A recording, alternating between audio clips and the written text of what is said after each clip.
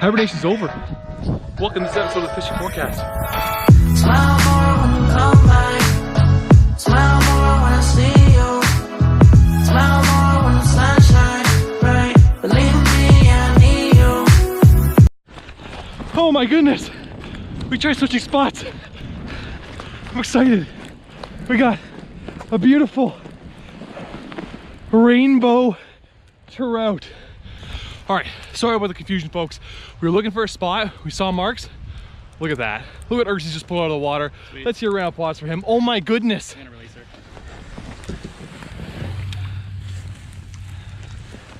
That's what I'm talking about. Nice job, bud. Sweet. That was my mark. You got my fish. Smile more when you blow me up. Smile more when I see your face. Smile more when I feel love. Smile less when I need to let go. Let go. Smile less when I let go. But you know I won't fall. Now hold up, I know it's been quite some time since we filmed an episode of the Fishing Forecast. What you just saw was what was supposed to be our episode, but yeah, we only got one fish. Although it wasn't a giant rainbow trout, it was still nice to get one when we were going out for a rainbow trout. So instead of doing an episode specifically on trout, we came out here today to one of our good old ice fishing spots. We figured we'd do an episode today just to catch some panfish, show you guys some additional techniques you can use for ice fishing. Well, today's a lot nicer of a day. This pond, lake, whatever you want to call it, Ron, is extremely busy all the time. Like behind me, there's 3 people ice fishing, but I know how to catch fish. Oh. Come on, you see that? See, I got robbed. That's a good hit. Got him. There's a little guy.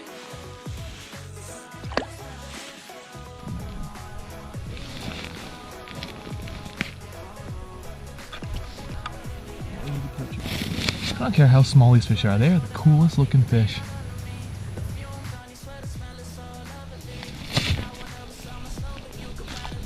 Are you kidding me? That's one fish stick. Alright, so one thing that I actually noticed quite a lot of people, I don't know why I'm lying, I've never noticed anybody do this, but what I do is that instead of just simply hooking on the wax worm just to tip it off, I actually kind of like, almost like I just guide it through the entire worm itself, and I'm sure that's a lot what the majority of people tend to do, but it just makes the fish commit a little bit more, and you're going to hook up a little bit more often than if you were just to tip the end of it. They have to get that, they kind of have to eat the whole hook, so that's what my logic is on that. As the past has kind of indicated, my logic isn't always airtight. Am I right? Or am I right? So finally, we got something of substance today. So Urtsies, instead of he was using a little bit bigger of a spoon, fire tiger color. Now he switched to a jig and minnow. We actually got a decent sized perch instead of the dinks that I've been using. And look at that, great sized perch. I started with the spoon here, jigging up and down, so trying to call something in. Moved the spoon over there, dropped the jig and minnow down here, just slowly swimming it like this, and he just hammered it.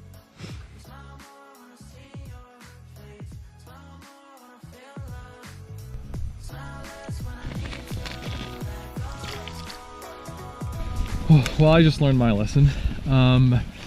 We were fishing over here in about, I don't know, 9 feet of water, and I was just using a small, tiny micro jig tipped with a wax worm, and I saw something fly off the bottom, and it hit me, and I hooked up with it, and I was figuring it was just like a perch. No, it was something pretty massive, and I was handlining it, and then it just snapped me right off because there was no drag. Lesson learned. I did it. Oh, he did it. You should call it the big fish and the small fish. Can I put it here?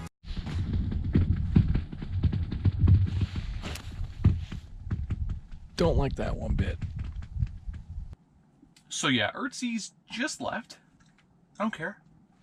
But I went and picked some stuff up from my car, and I'm gonna stay.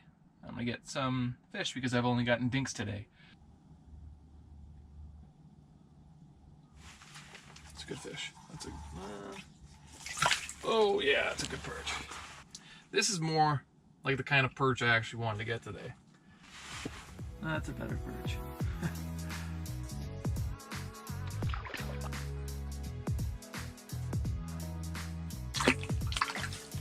Just trying different patterns with this lure. I don't think it's gonna get as much bites as the micro jig and a maggot, but I have to go through tons of patterns before I can just say, no, it's not working, because that day, that time, moving it up and down the way I am right now may not be working, but if I just slow it down and jig it on the spot, that might work. So I can't just, oh, I have a fish. Whoa.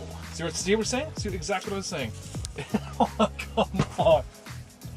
I was just saying how moving it up and down may not work, but jigging on the spot might. And I was using a bigger profile lure, and I got the smallest fish of the day with it. Are you kidding me?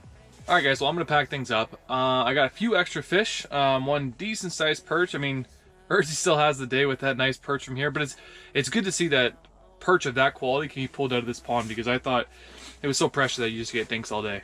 Moving the wax worm up the hook definitely helped, because even if they were smaller fish, they're having like a really shallow bite. It would have been nice to get the big ones in those schools, but there's a reason why they're big. They're smart enough to kind of be cautious when they need to be.